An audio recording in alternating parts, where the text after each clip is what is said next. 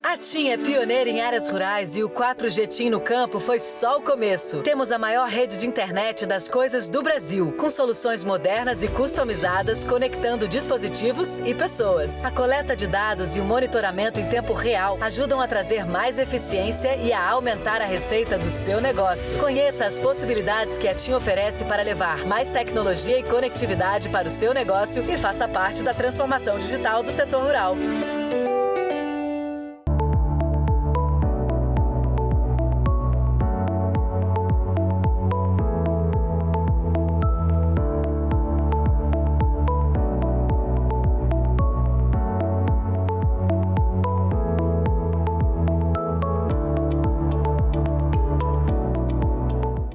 Olá a todos e a todas, sejam bem-vindos e bem-vindas ao Exame Superagro, o mais importante fórum do agronegócio da imprensa brasileira. E hoje nós vamos falar de um assunto muito importante para o agro e para a economia brasileira, que depende da força do agro enormemente, como todo mundo sabe. É agenda climática, mudanças climáticas e também ESG. E eu recebo aqui Ian Thompson, que é diretor executivo da TNC, The Nature Conservancy, que é, com certeza, a maior ONG ambiental do mundo. Muito obrigado pela sua presença, Ian. Prazer, Rodrigo. Legal. Eu também recebo online Thelma Krug, vice-presidente do IPCC, o painel intergovernamental de mudanças climáticas, que é a entidade que faz o principal relatório sobre mudanças climáticas no mundo, que é acatado por governos de todo o planeta. Eu acredito que uma boa parte do mundo atua junto ao IPCC, e ela também é pesquisadora do INPE. Thelma, muito obrigado pela sua presença. Eu que agradeço. E também online o Luiz Henrique Guimarães, que é presidente da Cosan, que é aí a maior empresa brasileira de sucroalcooleira, que também está muito envolvida na questão das mudanças climáticas, produzindo energia limpa, produzindo etanol e muitas outras novidades que o Luiz vai poder compartilhar com a gente aqui. Tudo bom, Luiz? Tudo bom, bom dia. Obrigado aí pelo convite. Opa, eu que agradeço a sua presença. Bom, vamos começar com um assunto que é quente, que é o relatório do IPCC, que foi recém-lançado, e algumas pessoas chamam de relatório do fim do mundo. Eu acho que não, acho que é só um guia para a gente realmente resolver essa questão das mudanças climáticas. Estamos atrasados, né? Eu acho que estamos atrasados, isso é claro, porém, pelo menos assim, eu leio as informações, ainda dá tempo de correr atrás, né? Ian, como é que você enxerga, como é que você lê os dados que foram apresentados pelo IPCC? Eu sou de acordo, Rodrigo. Temos tempo. Agora é um problema sério, né? A gente tem de levar a sério. E nós, como uma ONG, né, interessada na conservação, a gente está buscando soluções, né, pragmáticas. E, obviamente, o setor agronegócio também é um setor que depende do clima. Sim. E talvez é o setor que mais entende, né? Qual é a agricultura sem água, qual é a agricultura sem um solo saudável, né, sem temperatura amena para a produção. Então, é natural que o setor agronegócio também se preocupa com o clima. Então, entendo que a base científica, entender bem quais são as tendências, é muito importante para o próprio setor. E a discussão de hoje é interessante trazer isso. Uhum. Entendemos que o ônus de corrigir, vamos dizer assim, não pode cair só no produtor. Uhum. Então, eu acho essa outra linha do trabalho de ESG é muito interessante, porque ele traz essa junção, né, dos diferentes atores da cadeia para apoiar o produtor e viabilizar soluções. Uhum. Então, a TNC, por exemplo, nós acreditamos muito que temos de trazer soluções financeiras. Não é só uma questão da técnica de produção, uhum, ou da proteger mais floresta e restaurar mais floresta, mas realmente criar as condições para que o produtor faça sentido para o produtor, porque no final das contas, né, tem de ser econômico também. E o produtor é quem também sente os impactos primeiro, né? E com Sente, certeza ele já está sentindo, né? já está preocupado. Mas às vezes é uma decisão individual também, então, e é uma coisa de longo prazo. Então, ele tem de ver também o que faz sentido para ele no dia a dia do seu negócio. Sim. Então, alinhando esses diferentes fatores que é importante. Eu vou deixar a Thelma por último, porque ela também tem informações privilegiadas sobre o relatório do IPCC, né? E eu vou perguntar para o Luiz, já pegando esse gancho do produtor, né? O Luiz, enfim, a Cosan é uma gigante aí da indústria sucroalcooleira, certamente a empresa mais importante desse setor, e como o Ian trouxe aqui, eu imagino que o Luiz também já se preocupe há algum tempo com essa questão das mudanças climáticas. E como você recebe os dados do IPCC, Luiz? Então, assim, a gente está envolvido, obviamente, na agricultura de várias formas, né? Tanto diretamente, através da raiz, mas também, porventura, a solução logística, né? Através da Rumo, né? Então, assim, esse obviamente é um assunto que a gente vem muito tempo atento, né? A origem do grupo é do setor sucroalcooleiro, que evoluiu para o setor de bioenergia, como a gente vê ele hoje. Realmente, a gente vem trabalhando duro, né? Para poder contribuir com ações práticas e resultados em relação a isso, né? Então, eu acho que o relatório vem numa boa hora para o Brasil, né, e para o mundo, porque eu acho que as questões da guerra da Ucrânia e Rússia faz um repensar nas questões de dependência energética e autossuficiência energética dos países, né, e toda a questão do gás, etc. E, obviamente, o renovável vai ter um papel, na nossa visão, ainda mais importante para os países que não têm capacidade de produção hoje, né, de fóssil. E traz para o Brasil uma oportunidade muito grande, que é o início do debate da campanha presidencial, né? E eu acho que o posicionamento e a oportunidade do Brasil de ser, de fato, a potência verde desse século tem que ser parte do debate eleitoral, né? Do alinhamento de incentivos entre o público e o privado, né? O alinhamento de incentivos do consumidor com o produtor, né? E eu há muito tempo venho defendendo essa tese, que eu acho que essa é a oportunidade única para o Brasil, né? O Brasil tem todas as condições, pela sua matriz energética, pela maior floresta em pé, pela responsabilidade do nosso Código Florestal, etc., de liderar o mundo nessa questão de emissões e da nossa capacidade de ser um grande exportador de crédito de carbono, né? Então, eu vejo o relatório muito pragmático, cobrando ação, né? Chega de promessas e vamos focar em resultados práticos e botando a urgência do tema, né? Não dá para a gente continuar só debatendo e não tomar ações práticas para que, de fato, a gente consiga reduzir as emissões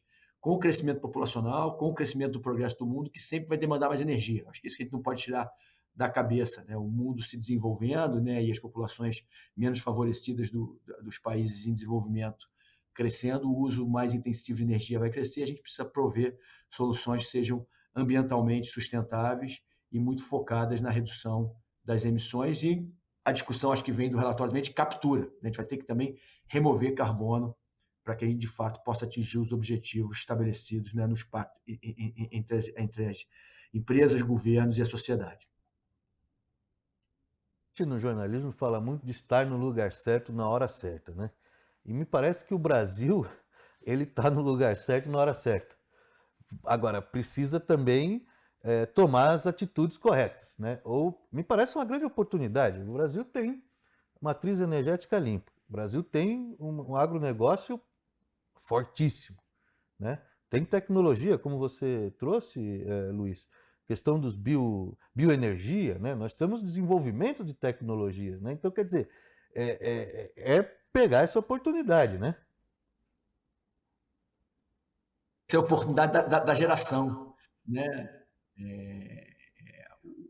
E a gente não pode esquecer de falar, né, da biodiversidade que a gente tem no nosso país, né? Então, assim, o desenvolvimento que a gente vai falar um pouco do nosso setor de etanol de segunda geração, de biogás, né?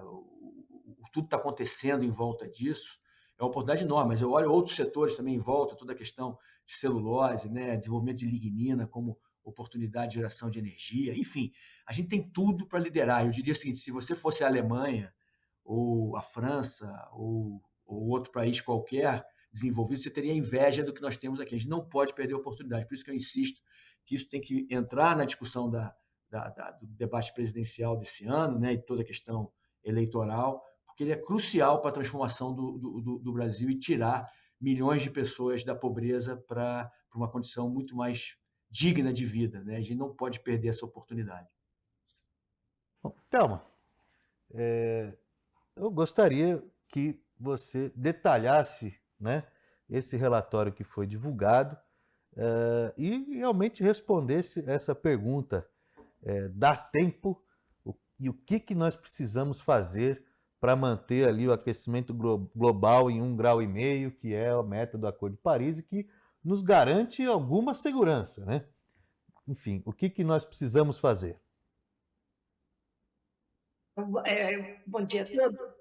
Enfim, esse relatório do IPCC, que é um relatório que trata da parte de mitigação, ele é o terceiro relatório de uma série, né?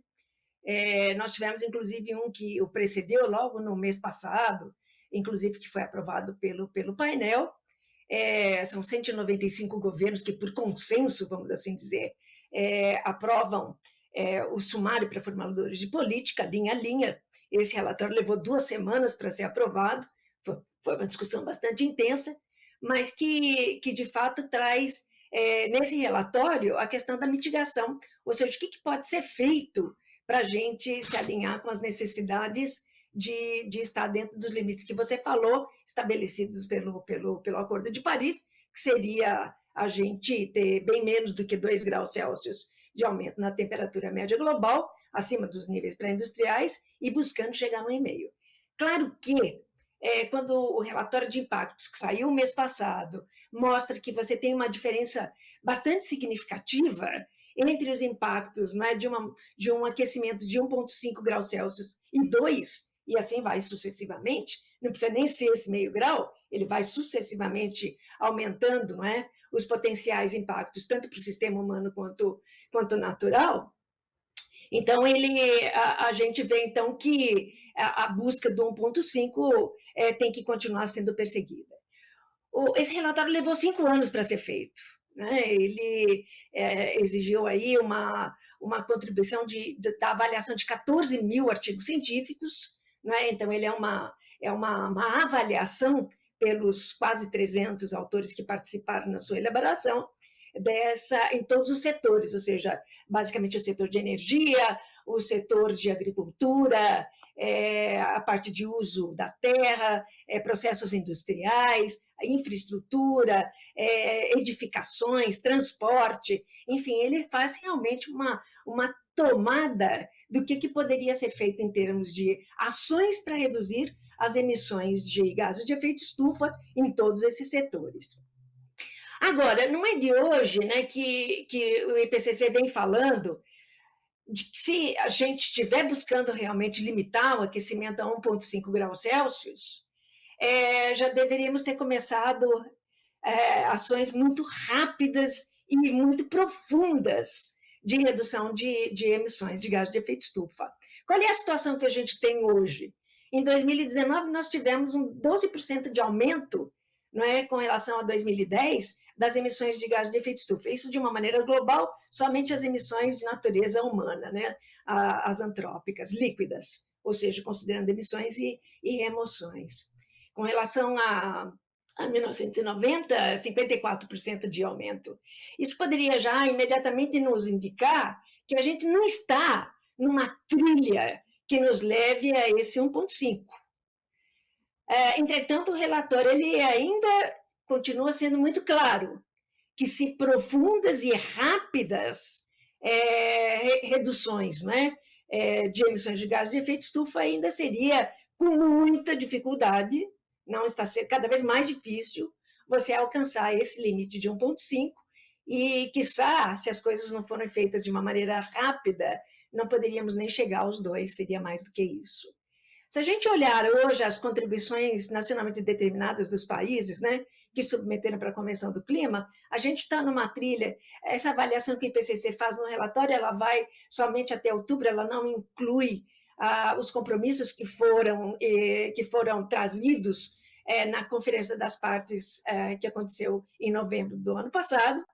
Mas se somarmos, então, a contribuição de todos os países, né, sem levar em conta, então, o que já foi atualizado, estaríamos numa trilha de 3,2 graus Celsius. Claro que tem um intervalo, mas certamente estaríamos com o dobro de aquecimento até o final desse século, se nós não aumentarmos as ambições que são extremamente necessárias, né?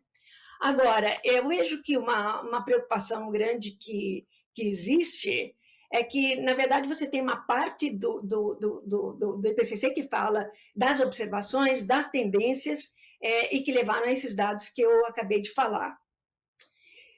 Mas você tem que projetar o futuro, ou seja, como é que o futuro pode se desenvolver. E, a partir daí, o IPCC trabalha em cenários socioeconômicos, transformações que podem acontecer sob o ponto de vista tecnológico, o aumento de população, e outros elementos que constituem, então, diferentes cenários de como o futuro desenvolve e quais seriam as potenciais implicações desses diferentes cenários, né?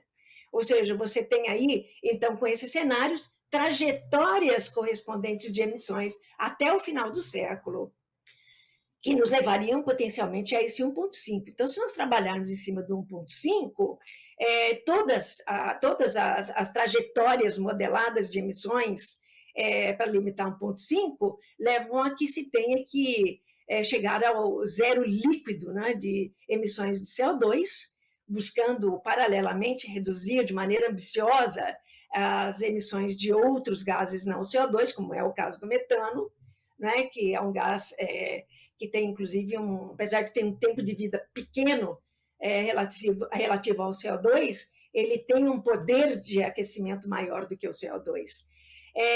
E isso nos leva a que você tenha, até meados de 2050,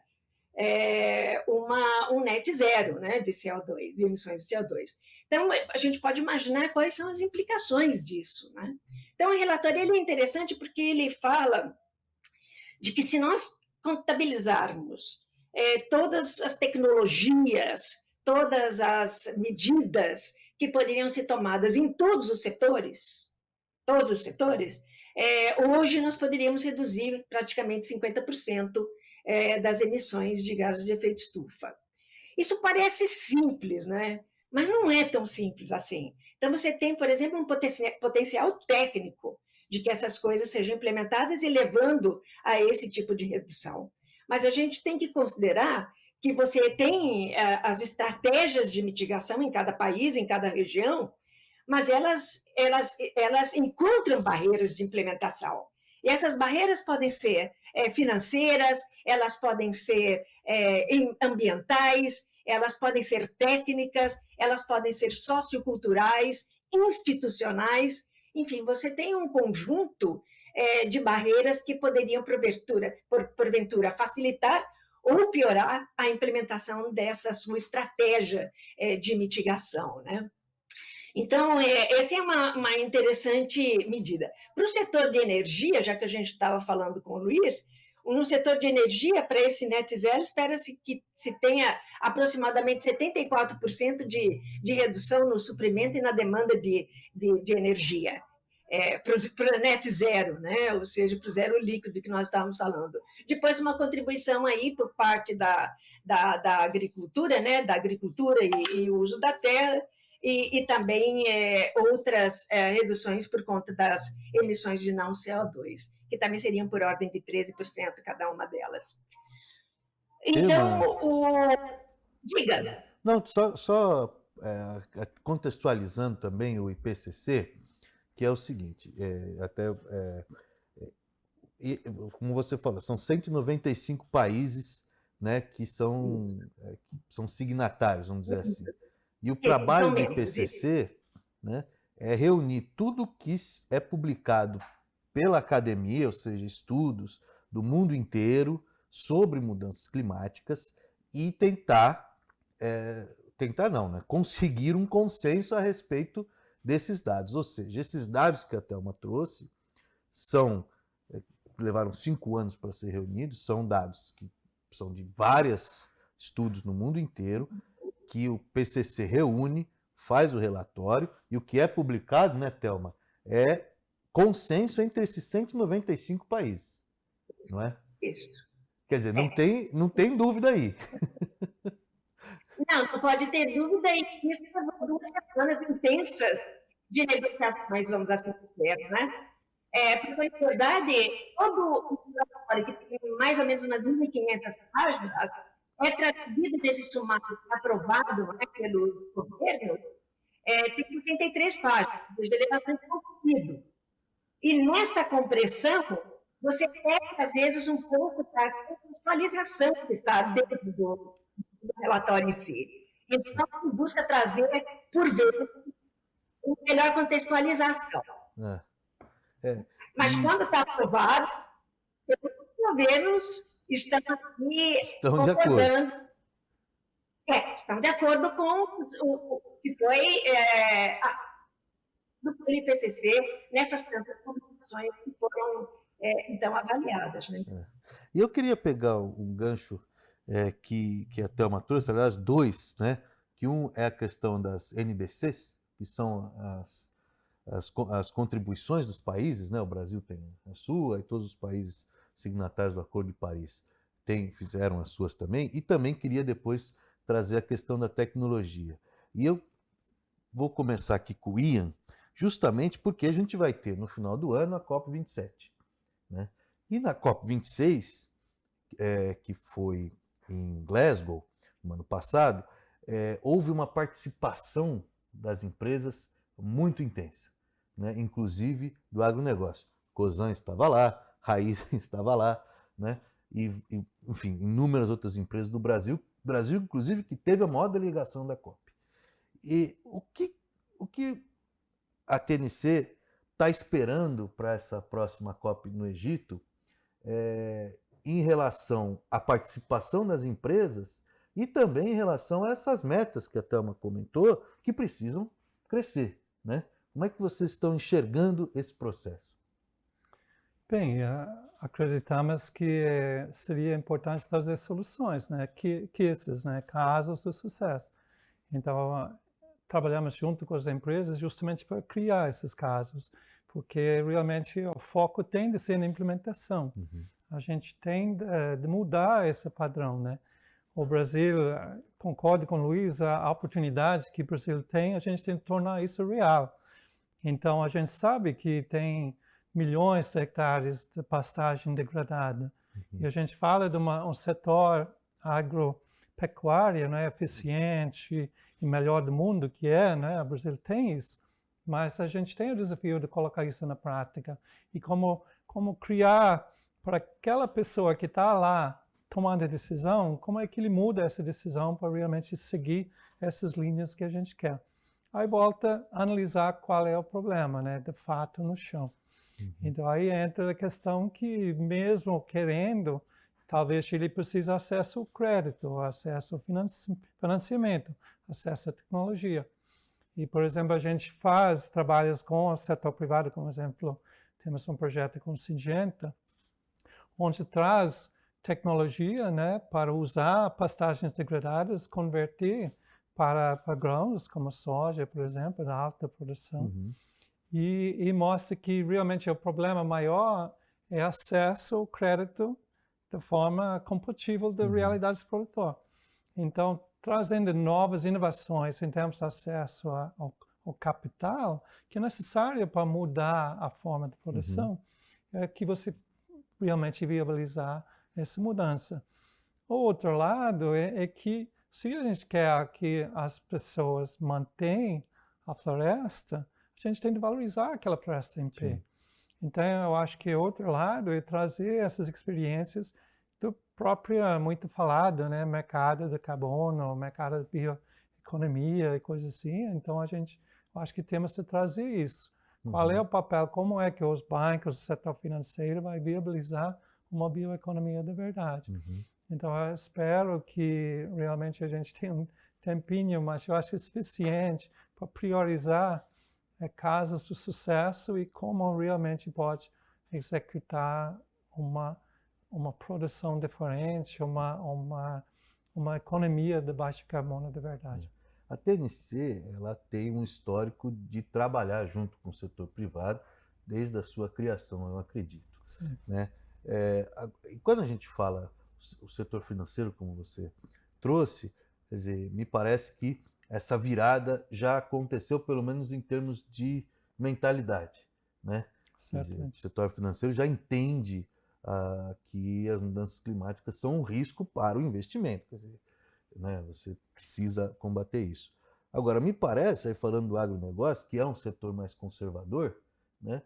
Que aí a minha visão, e obviamente eu não quero generalizar todo o agronegócio, né? Temos aqui um exemplo positivo, mas me parece que o agronegócio ainda é resistente em, por exemplo, pensar em novas formas de produção, né?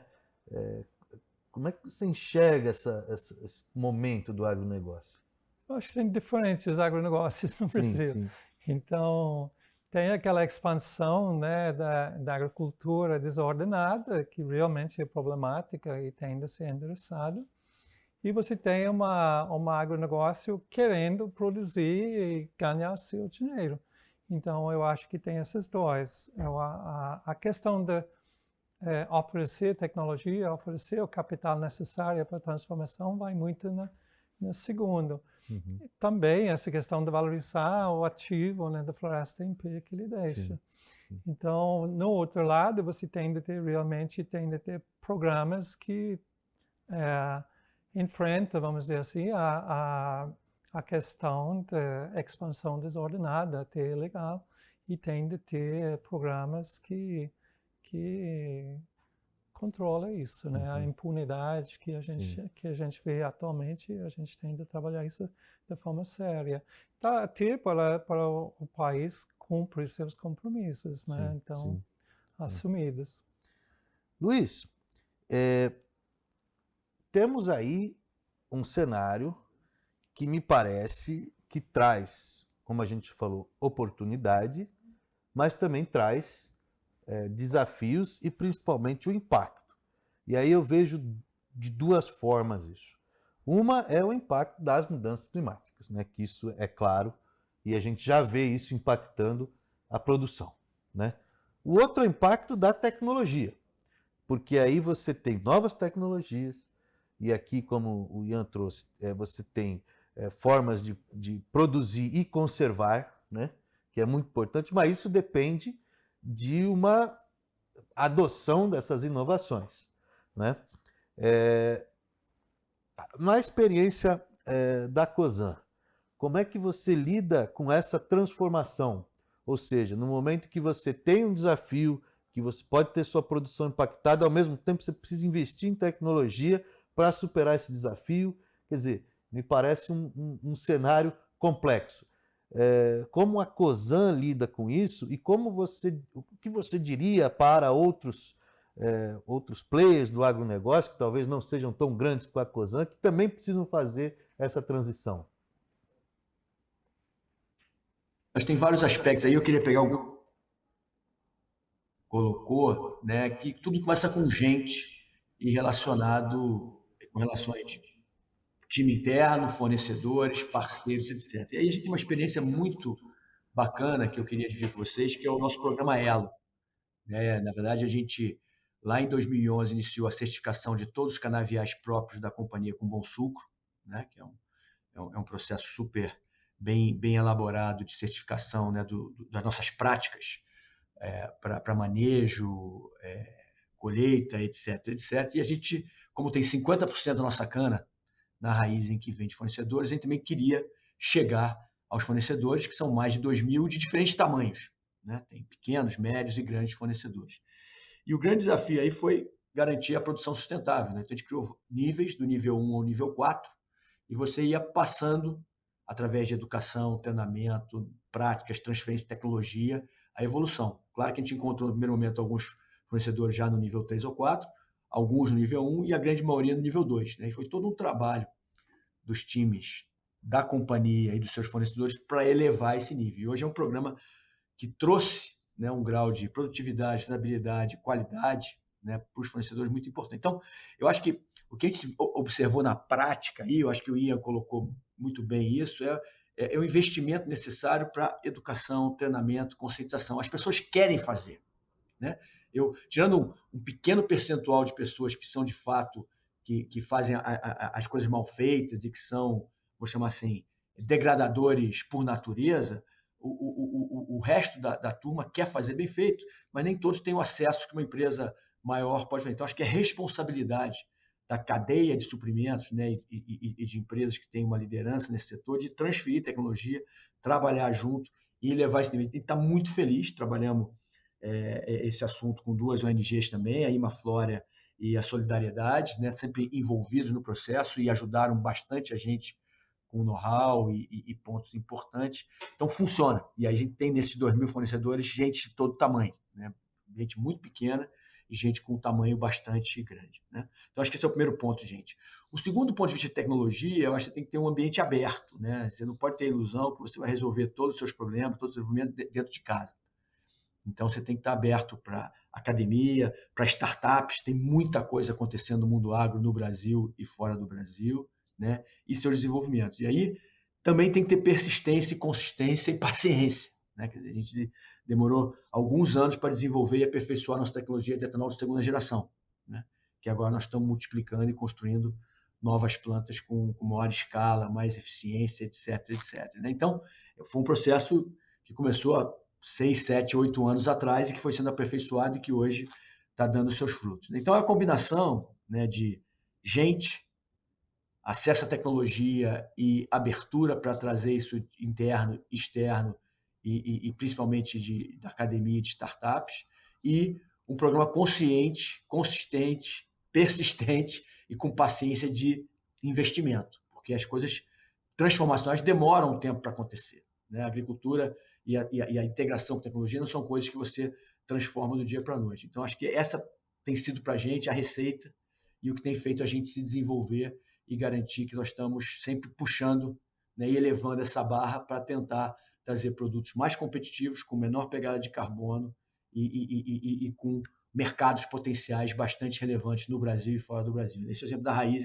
eu podia depois dar outros exemplos da Rumo, etc., mas só para focar na tua pergunta, esse seria o nosso posicionamento. Todo mundo sabe da força do agronegócio brasileiro e há uma certa noção de que o Brasil ele é forte no agro porque tem um território abençoado, vamos dizer assim. Nós temos terra, nós temos um clima que é favorável a diversas culturas e tudo mais. Mas eu diria que o agro brasileiro só chegou onde chegou por causa da tecnologia.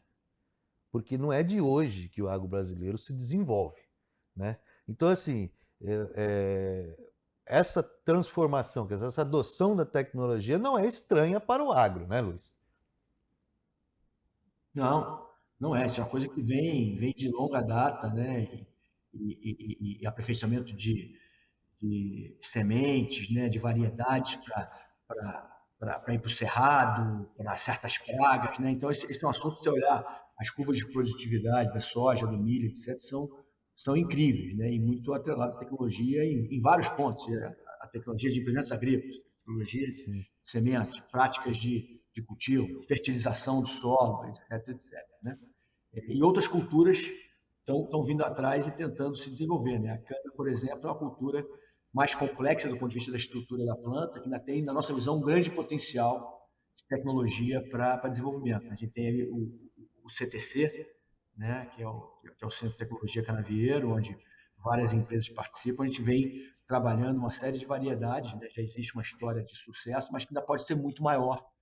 E o segredo é isso, é fazer muito mais produção pela mesma área plantada, com menor uso de água, com melhor uso do solo. E o etanol de segunda geração é um exemplo disso, né? A gente vai ser capaz, já é capaz hoje, de produzir 50% a mais de etanol na mesma área plantada, pelo uso dos subprodutos da moenda da cana, né? Como o bagaço e que as folhas são deixadas no solo, né? Então, toda a capacidade de utilizar todo o potencial energético da planta é fundamental, né? E outro exemplo que a gente está também muito animado, já com sucesso, né, com a primeira planta e construindo a segunda planta, é o biogás da vinhaça, né? A vinhaça é um subproduto da produção de etanol, que para cada litro de etanol a gente produz 12 litros de vinhaça, que no passado era utilizado somente para irrigação e para fertilização do solo, e agora nós estamos usando isso para a produção de biogás, né? Então tem um pré-sal caipira no interior do Brasil, né, a ser produzido através do biogás, do biometano, né, com injeção nas próprias redes de distribuição de gás canalizado, mas também para compressão e uso em tratores e implementos agrícolas, ou para geração de energia elétrica e ser colocado no grid, né? Então, assim, o grande segredo de tudo isso, acho que você colocou muito bem, é tecnologia nas várias fases do processo, cada vez mais tecnologia no uso dos subprodutos, né, que acontece na cana e da biomassa, em outros setores, para que você possa gerar mais produção, mais rentabilidade, com menos área e obviamente, com menos uso de água e solo, etc. Então, esse é o segredo, né? Eu acho que o agronegócio brasileiro está provando a sua capacidade enorme de fazer isso, né? Sim, sem dúvida.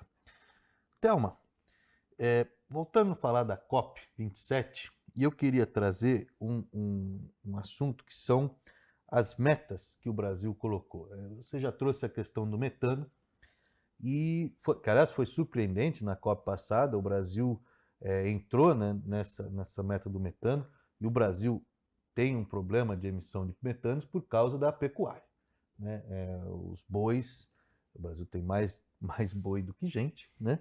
E os bois emitem uma quantidade bastante grande de metano, e reduzir isso é um desafio para o Brasil. Agora, na sua visão,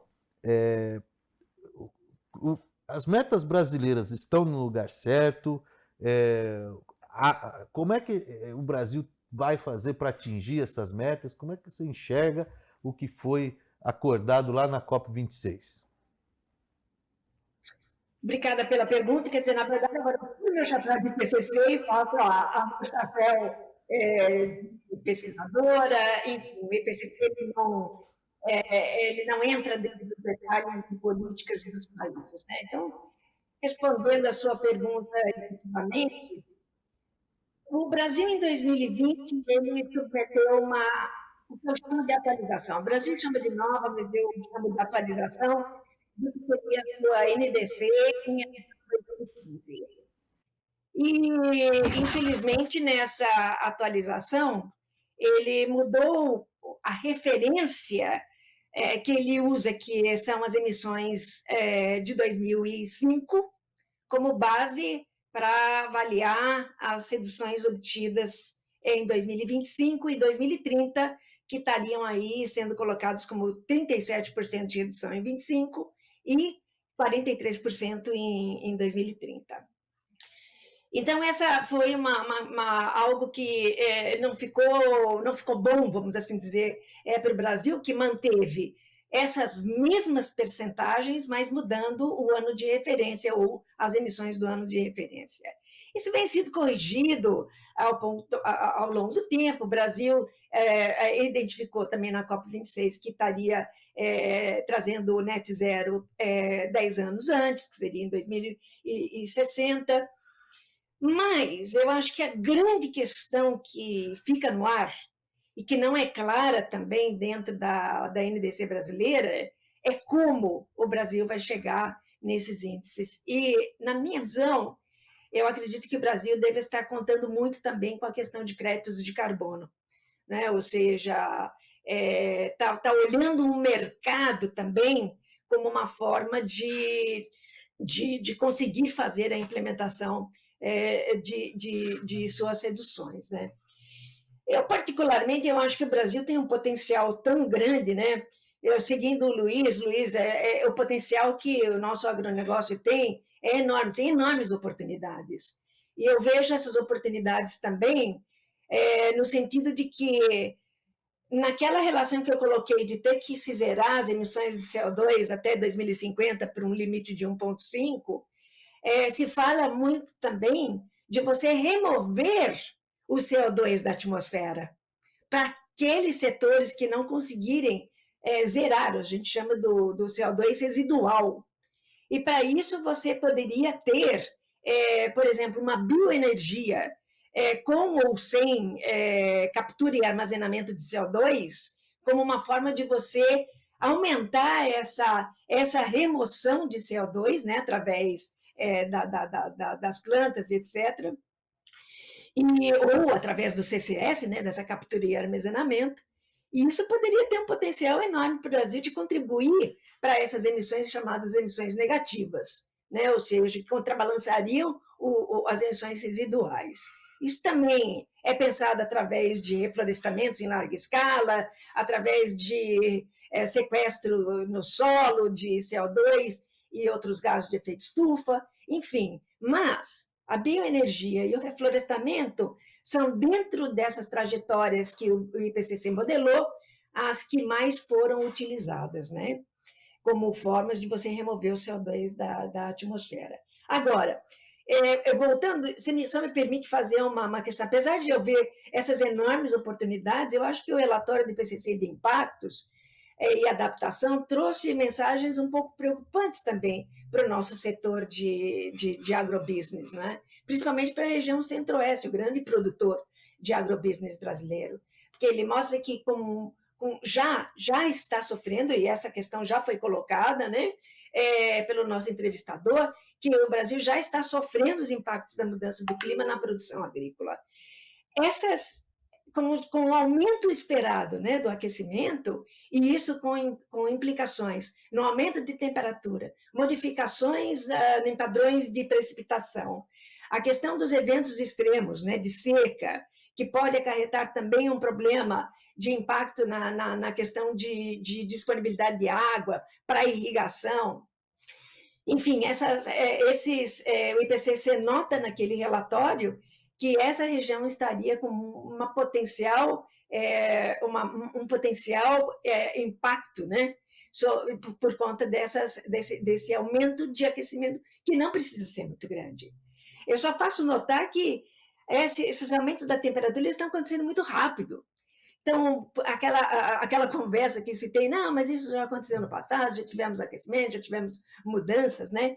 Aquilo levou milhares de anos para acontecer, né? E não tinha interferência humana. Hoje você tem uma velocidade com que essas temperaturas médias globais estão mudando, que realmente assustam, né? E principalmente pelos seus potenciais impactos. E aí o Luiz falou, né, dessa mudança de variedades, né? É claro que se ficarem ali terão que ter variedades mais resilientes à mudança do clima, e há cenários que já podem ser utilizados para se poder projetar os potenciais impactos que aquela região vai sofrer. Não só ela, mas no Brasil como um todo, né? Principalmente a Amazônia, cada parte do Brasil vai ter impactos diferenciados, né? Então, respondendo à pergunta, quer dizer, eu acho que o Brasil teria um potencial de mostrar uma maior liderança nessa questão de redução de emissões. Basta o Brasil ter uma política sustentável de evitar o desmatamento na Amazônia, e não só o desmatamento, mas também a degradação florestal, as oportunidades que existem para a agroecologia, restauração, conservação, existe um conjunto muito grande de atividades que o Brasil teria um potencial extremamente grande à frente dele, né? E que poderia demonstrar liderança. Ou seja, eu vejo o Brasil tímido, eu vejo um Brasil que está tentando simplesmente fazer aquilo que lhe cabe, quando, na verdade, eu acho que o Brasil poderia mostrar o seu potencial, que certamente poderia ser, então, reconhecido de diferentes formas. A cooperação internacional é uma dessas. A gente sabe que os recursos para a implementação de políticas de mitigação, estratégias de mitigação, esses fluxos financeiros, eles não têm sido suficientes. É claro que os países desenvolvidos colocaram assim à frente 100 bilhões anuais para mitigação e transferência para países em desenvolvimento. Isso é totalmente insuficiente. Precisa-se de trilhões de dólares se quiser estar dentro de uma trajetória de implementação rápida e profunda, né, de redução de emissões. Então, é claro que também não se joga em cima do governo a responsabilidade desse financiamento dessas ações. E aí que vem a parceria público-privada, vem os bancos, e o IPCC introduziu um capítulo interessante de investimentos e finança, que traz realmente essa ideia mais compreensiva sobre o aspecto financeiro, como é que a gente consegue lidar com essa situação diferenciada entre países desenvolvidos e em desenvolvimento. Então, desculpa ter tomado um pouquinho de tempo, mas eu tentei também pegar um gancho com a questão anterior. Não, é ótimo. Inclusive, infelizmente, nós estamos chegando ao fim desse painel. Há muito assunto ainda para discutir, mas eu queria pegar um gancho do que a Thelma colocou para a gente já ir para umas considerações finais e falar um pouco da questão do mercado de carbono, né? Por quê? Porque me parece que quando a gente fala, no caso do Brasil, quando a gente fala em conservar, quando a gente fala em reflorestar, quando a gente fala em não destruir a Amazônia, ok, isso vai ajudar a combater as mudanças climáticas. Ao mesmo tempo, é oportunidade de negócio para o Brasil. Nós estamos falando aí, você falava também, né, Ian? Quer dizer, nós estamos falando de pagamentos por serviços florestais, né, por serviços ambientais, enfim. Aí já indo para as considerações finais, como é que o mercado de carbono vai ajudar a gente nesse processo? Eu acho que é enorme potencial, é real no Brasil. A gente já está trabalhando com diversos projetos na restauração, por exemplo, na Serra da Mantiqueira. A gente está trabalhando na Amazônia, trazendo capital interessado nos créditos de carbono para investir na transformação da produção do produtor na agricultura familiar, sistemas agroflorestais. Então, acreditamos bastante. Ou tem a iniciativa LEAF, trabalhando nas questões jurisdicionais. Então, é uma oportunidade para o Brasil. Mas a gente não deveria esperar para isso, né?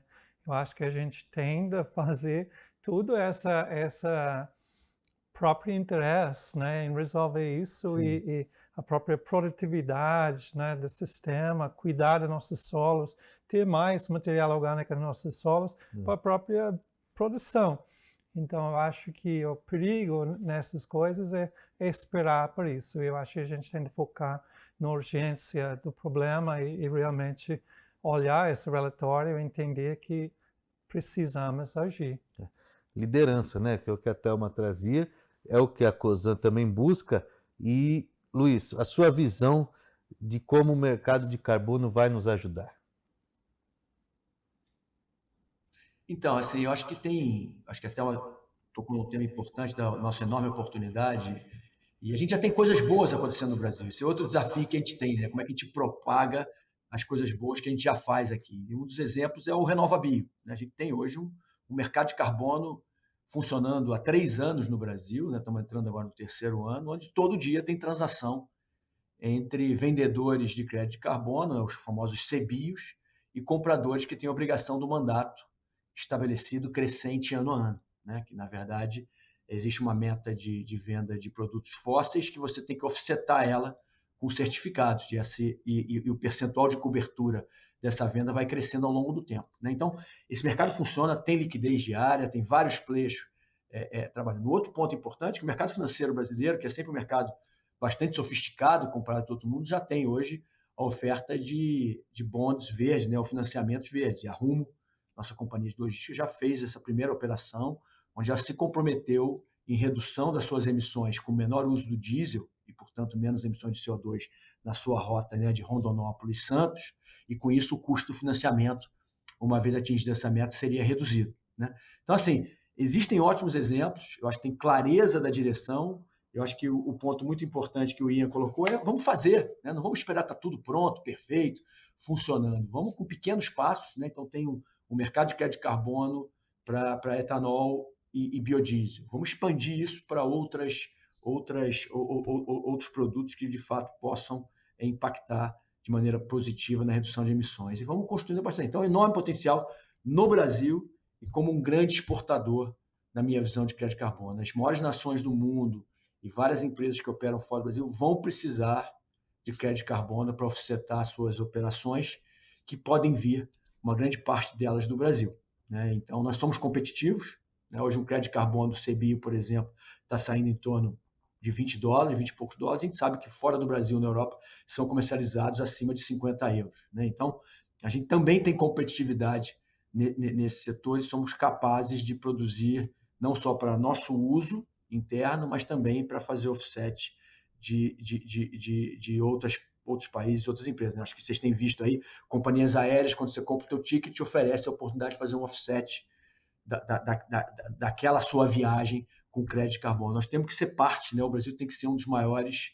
participantes disso, e isso vai gerar de novo riqueza, o que vai ajudar a tirar, acho que um dos maiores problemas que a gente tem, que tem ligado como ciclo negativo, né? A gente não sair desse ciclo, que é a desigualdade no país, né? A gente precisa reduzir a desigualdade, e eu acredito fundamentalmente que a indústria do carbono, né, e a nossa capacidade, carbono verde, né, a nossa capacidade de ser uma potência verde é o que vai traduzir e que vai permitir nosso país gerar, de fato, uma riqueza que pode ser expandida para todos os brasileiros. Inclusive, colocando uma informação importante aqui, a revista Exame é carbono neutro já. Então, né, realmente é uma demanda e é algo que vai crescer bastante. Thelma, aí no seu guarda-chuva de pesquisadora, né, como é que enxerga esse futuro com o mercado de carbono? Tem mercados e mercados, né?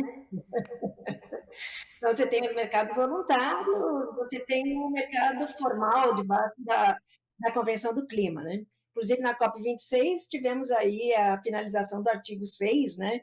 Que traz essas ações cooperativas para redução de emissões, né?